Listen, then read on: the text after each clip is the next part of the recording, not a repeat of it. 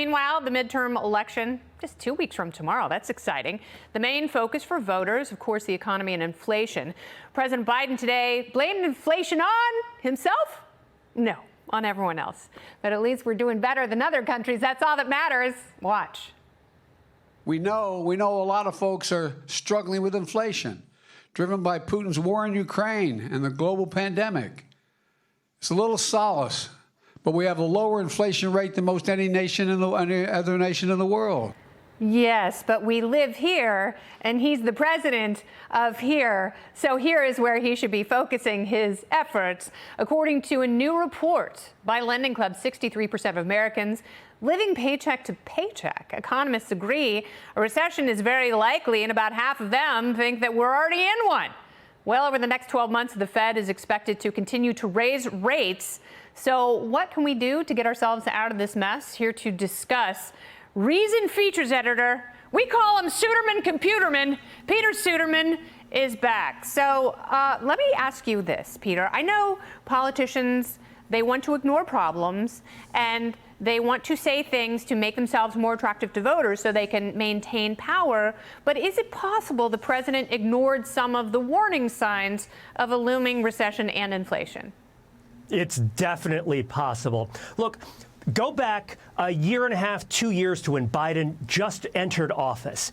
Even Democratic economists, guys like Larry Summers, who was a Democratic, who was in the White House under a Democratic president as a top economist, he was saying, look, if you spend $2 trillion deficit financed without paying for any of it, that's going to create a risk of a huge huge inflation, of runaway inflation.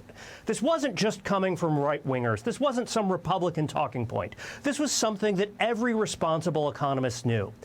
Biden and the Democratic Party went ahead and spent $2 trillion without paying for a bit of it. And what did they spend it on? A bunch of terrible programs and handouts to Democratic cronies. That's all it was. It didn't help anybody. You look at now, you look at even the programs that just sent checks to people.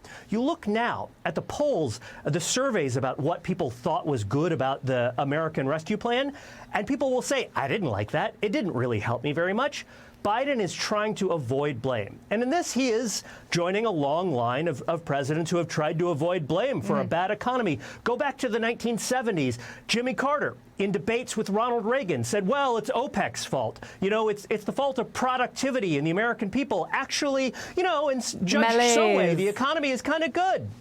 Yeah, and he actually gave his the great factoid about Jimmy Carter and inflation and recessions was he actually told his top inflation advisor, the guy whose job was to deal with the inflation problem. He said, you can't say the word recession.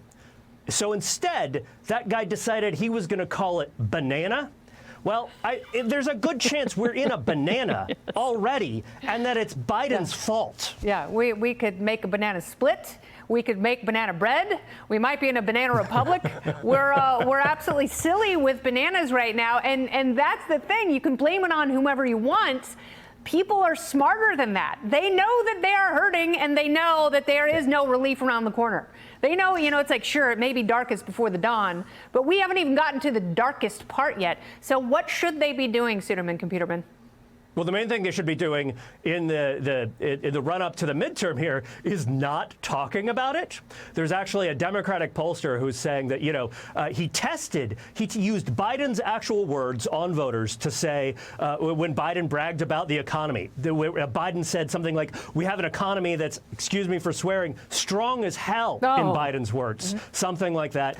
And when this Democratic pollster tested this on voters, he said that was actually the worst performing message because voters simply didn't buy it. And here's the thing about inflation.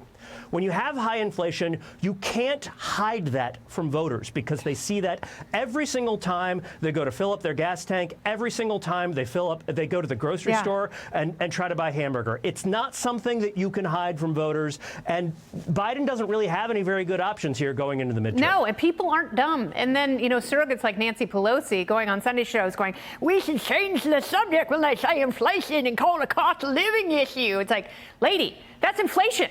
All right, Peter Suderman, Computerman, always good to see you. Thank you. Thanks for having me. Many cocktails in your future.